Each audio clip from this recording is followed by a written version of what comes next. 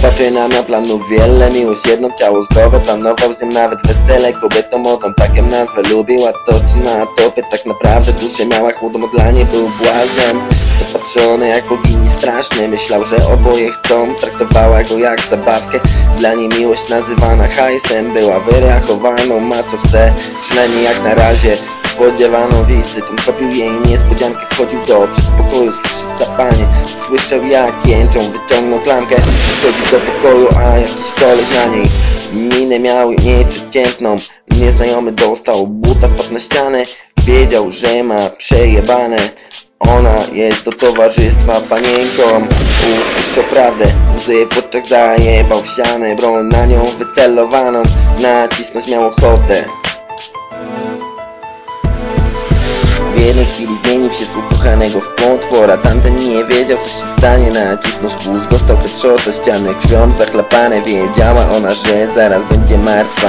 Prosiła, nie rób tego, kochanie dziwko, dalej teraz klikaj do loda. Teraz będziesz robiła to co chce, będziesz na me zawołanie.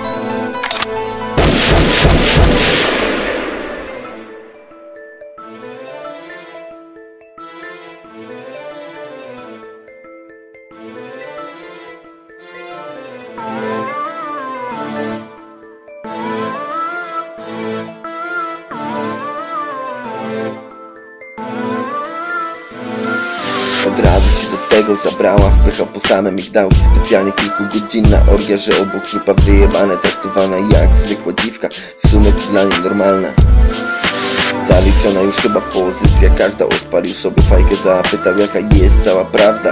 Od 15 roku życie miała, powiedzmy taką pracę. Dla niego sytuacja nie była jasna.